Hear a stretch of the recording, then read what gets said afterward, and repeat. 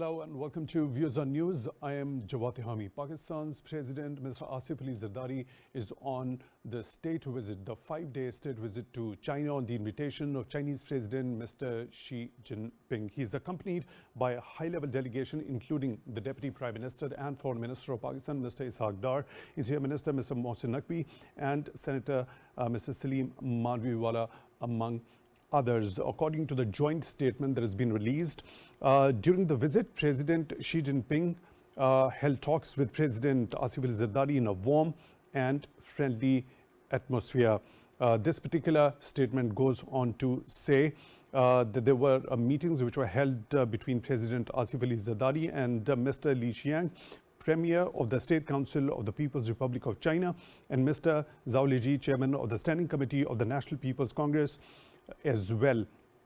An entire spectrum of bilateral relationship between the two countries were discussed during these high-level interactions. The statement goes on to say the two sides agreed that the China-Pakistan all-weather strategic cooperative partnership is a choice by history and by the people and enjoys broad support from all walks of life in both the countries. Having withstood the test of changing international circumstances, the enduring partnership and ironclad friendship between China and Pakistan transcends geopolitical interests and is an important positive factor for regional peace, stability and development. The two sides have always understood and supported each other and have been deepening strategic mutual trust and practical cooperation. There are a number of other areas which have been deliberated upon and discussed between the two sides. During the course of our conversation in today's show, we'll be trying to take stock of all those important things which have been discussed in this particular important visit of President Asif Zardari. Also, there was the signing of more than a dozen documents between the two sides which covered China-Pakistan economic corridor, trade, science and technology, and people's livelihoods and media as well. This particular joint statement at the end states that President Asif Zardari expressed appreciation to President Xi Jinping and the Chinese government and the people for the warm hospitality extended to him and his delegation. And the President has also invited President Xi Jinping to visit Pakistan at a mutually convenient time. The two sides agreed to maintain communication on the matter through diplomatic channels. Let me quickly bring in our esteemed panel of guests who are joining us both in the studio as well as online. Mr. Khalid Taimur Akram, international relations expert. Mr. Akram, thank you very much for your time, for being with us on the show tonight. We really appreciate that. Mr. Akram, let's talk about this 5-day state visit of President Asif Zardari. Looking at this particular joint statement that has been released, it covers the entire spectrum of the bilateral relationship. What's the significance at this particular point in time? And by looking at this particular joint statement, what are your feelings? Yeah, thank you very much. Before we talk about this visit of President Zardari, I must say that President Zardari and President Xi Jinping enjoy a personal relationship because last time when President Zardari was President of Pakistan, he had been visiting China a lot, and at that time he had been meeting with President Xi Jinping in different capacity, because at that time in 2009-10 President Xi Jinping was not president, but he was in the helm of the affairs, and so both of them, they know each other. And also President Xi, as we know of him, that he has a special fondness for Pakistan. So I was talking to various media houses today, and I was telling them that President Zardari has been accorded an unprecedented welcome in China. He was welcomed by the Chinese finance minister. Normally, in the Chinese protocol, normally somebody from the foreign ministry would go and receive the head of the states at the airport. But the finance minister of China himself going on the instructions of President Xi Jinping and receiving President Zardari shows the bond between Pakistan and China.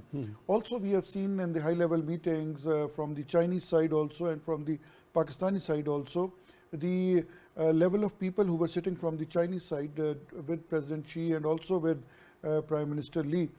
We have seen all the Chinese top brass from Communist Party as well as from the government sitting and attending these meetings. And from the Pakistan side, we have seen that two very important ministers, the Foreign Minister and the Deputy Prime Minister, Mr. Ishaq Dar, and also the Interior Minister, Mr. Mohsen Naqvi, he was there with the President, and also we have seen the Sindh Chief Minister was also there. So these kind of interaction, one, it has given a very clear message to all those people who have been projecting negative about Pakistan and negative about CPEC. We have been hearing from the international media, especially the Indian media, that China is no more interested in CPEC. CPEC 2.0 is a non-starter, and all kind of rumor mills which were going on. So I think with this visit, everything should be put at rest. And China, as always, has given a very clear message to the world that Pakistan was, Pakistan is, and Pakistan will be their strategic partners, and this is an all-weather friendship. I must here commend President Zardari's wisdom and his handling of the things, because he has been very open in his talks with President Xi, and he has praised President Xi, and he has been very open in admitting this thing that China has been helping Pakistan in all fields. And I think coming this thing out of a president of a country for a brother president, I think this is very important for the international community, because all the international media is looking at this visit, and especially at this time once Donald Trump has taken over the American presidency. But this visit has never been planned to counter any kind of thing. This visit was planned previously also, but due to President Zardari had a fracture and he could not go previously, and so this visit was rescheduled. But I must say that looking at the kind of protocol which has been given, looking at the kind of meetings which has happened, looking at the kind of agreements which have been signed, I would say that this is a very successful visit, and all credit goes to the present government for enhancing this all-weather friendship with China. Right.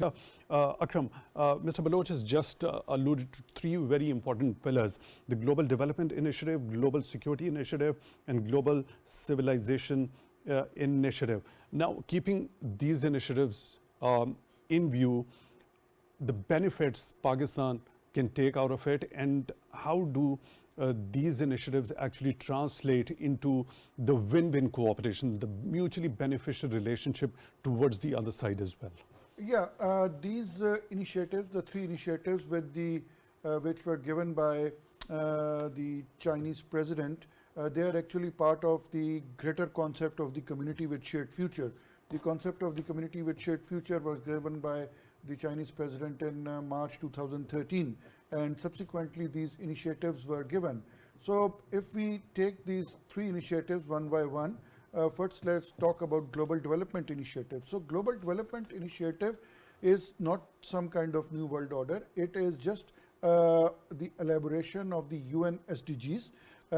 It aligns with the UN SDGs. The Global Development Initiative basically talks about a win-win situation in terms of trade, in terms of connectivity, in terms of mutual agreements, and because I have been hearing most of the international media have been criticizing these global development initiatives, and they have been saying that China is trying to bring a new world order.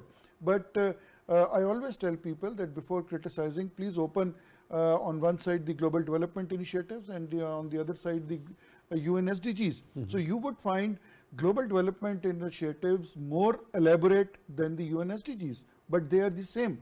So the second is coming over to the Global Security Initiative. Global Security Initiative is not about fighting wars. Global Security Initiative is about peace, is about bringing peace. For example, under the umbrella of Global Security Initiative, China has helped Iran and Saudi Arabia coming closer. Recently, China has broken a deal between various rebel factions in Myanmar. China has been talking with international powers, China and Brazil. They have been talking about a peace in Ukraine war, how to stop the Ukraine war. China, under the Global Security Initiative, China is helping various countries to bring peace and not to start any kind of war. And talking about Global Civilization Initiative, that is very, very important, because now when the Belt and Road Initiative corridors are getting completed, the trade is going to start between various corridors. So people from one end of the world would go to another end of the world. So once they will go they will go to the other countries, they would find different sort of dressing, maybe different religions, different ways of eating. So just to avoid that clash of culture, that clash of languages, so China has very elaborately given this Global Civilization Initiative. These Global Civilization Initiatives are not new. They were there once the old Silk Route was there. And now this new Silk Route has more connectivity. At that time, people would go on horses and on donkey backs, but now we have aeroplanes and we have cars and other fast medium of transportation. So the Global Civilization basically talks about various civilizations getting together. Now, how these three are integrated in Pakistan-China relationship. For example, the Global Civilization Initiative, do you know there are so many commonalities between Pakistan and China? One of the major commonalities, tea. Pakistan is a tea-loving country. Chinese are also very tea-loving. Whenever you will meet with any Chinese, they would first offer you with the tea and then they will start talking. So if you are meeting with your friends in Pakistan, they would also offer you tea. Second is that China has a very, very strong joint family system. Pakistan also has the same system in which the children in their holidays, they go back to their parents. And then the third commonality, a very big commonality, is the way we wed, because the wedding ceremonies in Pakistan are very elaborate, very lavish. Even if you don't have money, but for wedding, you are ready to spend all kinds of savings. So the Chinese people also do the same. So the Chinese people also, they like to work in the fields. The agriculture is common between us and them. So if we start listing these kinds of commonalities between us and them, so we would find out that there are hundreds of these sort of commonalities. Now coming over to the Global Development Initiative. Under the Global Development Initiative, like China is ready to reallocate their industries to Pakistan. They are ready to come closer to Gwadar Port. Gwadar Port in this region is the only deep sea port available. And the kind of progress which Gwadar Port is doing, the airport is also completed.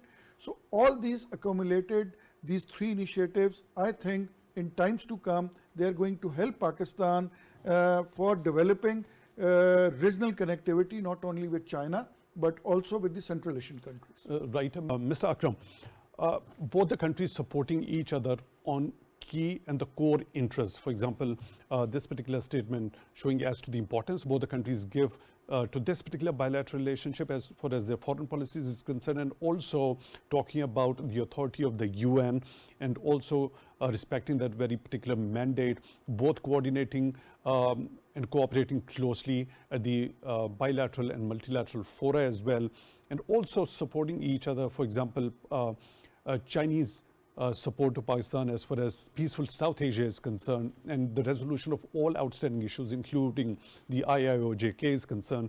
Also, Pakistan's support to One China's policy. Your understanding?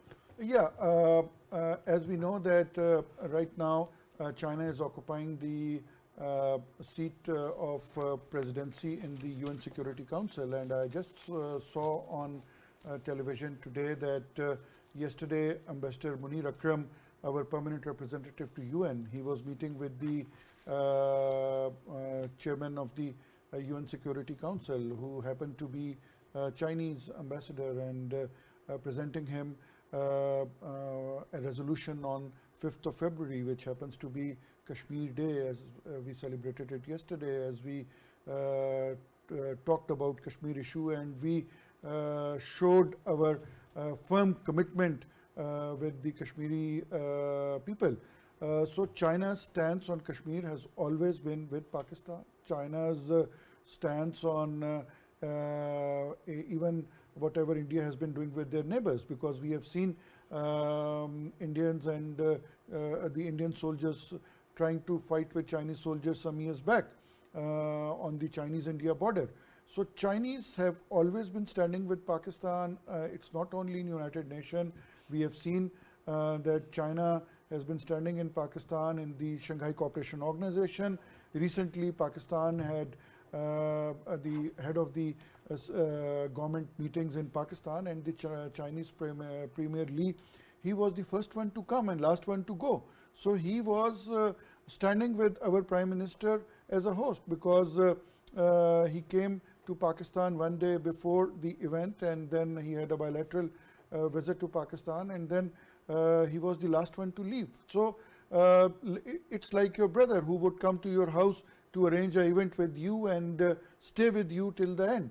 So this shows the clear policy of the Chinese government, and especially in South Asia, China wants to have peace. Recently, we have seen many South Asian leaders visiting China, and President Xi has been talking to them. And Pakistan's importance for China is not because of CPEC, because CPEC has just come in 2013-14. But Pakistan-China friendship is there since the Communist Party has come into power on 1st October 1949. So ever since then, Pakistan and China have been very, very close to each other. That is exactly what this statement also reiterates, that this particular bilateral relationship transcends those geopolitical interests. It's all whether a strategic cooperative partnership. Yes, it is. But I must say over here that currently, when I see various analysts talking on various media houses, I see that everything is China is linked to CPEC. No, everything with China is not linked to CPEC, because our friendship is not because of CPEC and not for CPEC. Our friendship with China, our strategic partnership with China is as old as Pakistan is as old as the Communist Party rule in China is. A point very well made. A point very well made. I'll have to proceed with the discussion. I have to include another participant in the show. Mr. Akram, I'll come to you regarding as to the expansion of the CPEC. And also, recently we have seen Pakistan's authorities have launched that 5 E's program, that National Economic Transformation Plan known as UDAN. And the Chinese side have also noted gladly how does this particular National Economic Transformation Plan will steer the country's economy towards the right direction. Mr. Akram, regarding the 8 steps, both the sides have actually agreed to promote the implementation of the 8 major steps on high quality belt and road cooperation in Pakistan, and jointly build a growth corridor, a livelihood corridor, an innovation corridor, a green corridor, and an open corridor to create an upgraded version of CPEC in line with Pakistan's 5 E's framework that I have already mentioned that come under the ambit of that UDAN program. How do you look at that? Yes, I would say that the UDAN Pakistan program is a very, very innovative program, and the 5 E's which are introduced by the Pakistan government, it includes exports, increasing exports of Pakistan, then it includes E-Pakistan initiative, because the complete world is moving towards an electronic system, and so E-Pakistan is necessary for Pakistan. Then it talks about environment, because Pakistan is one of those countries in the world which are greatly impacted by the environment issues, because our carbon emissions are not as much as we are getting environment affected. And it also talks about energy and infrastructure, and then equity and empowerment. So these 5 E's are basically in line with the China's global initiative, global development initiatives. So in CPEC 2, what is going to happen in CPEC 2? Because most of the people in Pakistan and around the world, they are not clear that what is CPEC and what is going to happen in CPEC 2. We must understand that CPEC is China-Pakistan Economic Corridor. The first phase dealt with the infrastructure part of it. Now we are coming over to the services part of it. So the next few years, we have to improve our services, because in CPAC, Pakistan is a major transit country because this transit route will be used by the Central Asian countries, which are now known as land-linked countries. This transit route will be used by China. This transit route will be used by African countries who want to have trade with Central Asia or with China. Very recently, South Korea has sent the electronic goods to Kazakhstan through the port of Karachi. So previously, they were using the Russian ports for sending goods to the Central Asian countries. But very recently, we have seen there was a ship full of electronic goods which came from South Korea to Karachi port, and from Karachi port, the things were put on the various trucks and they went via Afghanistan, Uzbekistan, until Kazakhstan. So this is a new route. So it is not one way that Gwadar port and Karachi port and Port Qasim will be used by these countries, but also on the other side of the Indian Ocean, the African continent, the Latin American countries, the ASEAN countries, they all will be using the port of Gwadar, the port of Karachi, Qasim port for enhancing their trade with China and for enhancing their trade with Central Asian countries. So these 5 E's are, I would say, they are a threshold.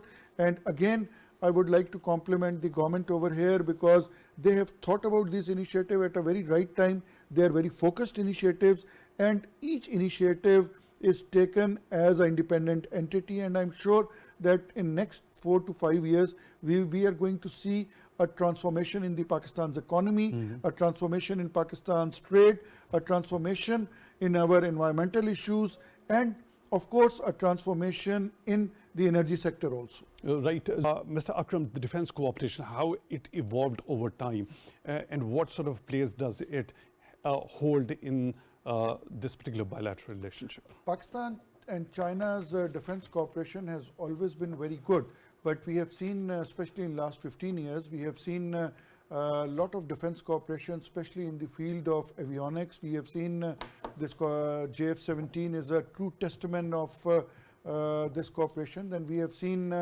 Al-Khalid tank, which has been made with the support of the Chinese technology. And there are lots of things happening between Pakistan and China. We have joint counter-terrorism exercise, which we just had a few weeks back in Pakistan, and the Chinese soldiers were here. And fortunately, Pakistan is one of those countries which is now battle-hardened in